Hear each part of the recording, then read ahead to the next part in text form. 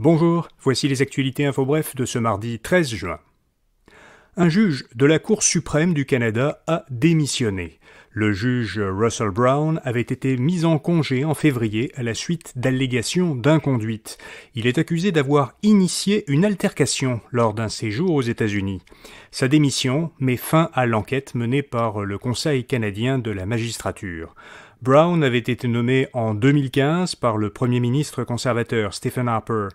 Justin Trudeau devra nommer un nouveau juge issu de l'Ouest canadien pour le remplacer.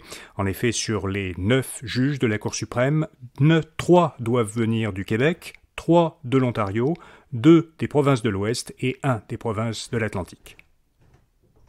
La majorité des députés fédéraux ne veulent plus investir dans les énergies fossiles.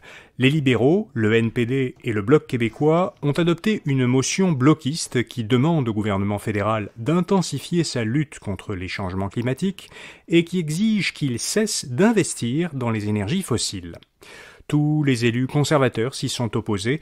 Ils ont proposé à la place une motion qui ne mentionnait pas les énergies fossiles ni leur rôle dans le réchauffement climatique.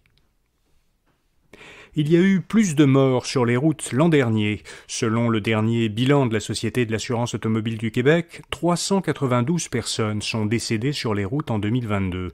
C'est une hausse de plus de 13% par rapport à la moyenne des 5 années précédentes. Chez les piétons, les cyclistes et les 75 ans et plus, le nombre de décès a même augmenté de plus de 20%.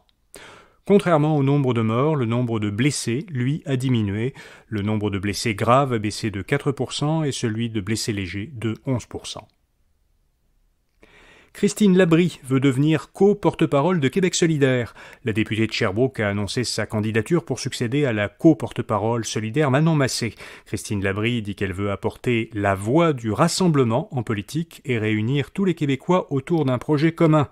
Labrie est la 3e candidate à se déclarer. Elle fait face à l'ancienne députée de Rouyn-Noranda-Témiscamingue, Émilise Lessard-Terrien, et à la députée de Mercier à Montréal, Ruba Gazal. La future co-porte-parole féminine de Québec solidaire sera élue en novembre prochain. Et puis l'OTAN mène son plus important exercice militaire aérien.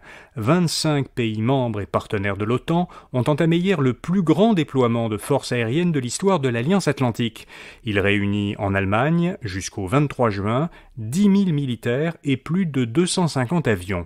Cet exercice simule un scénario de défense collective, dans lequel les Alliés déploient leurs forces aériennes pour lutter contre l'occupation d'un adversaire.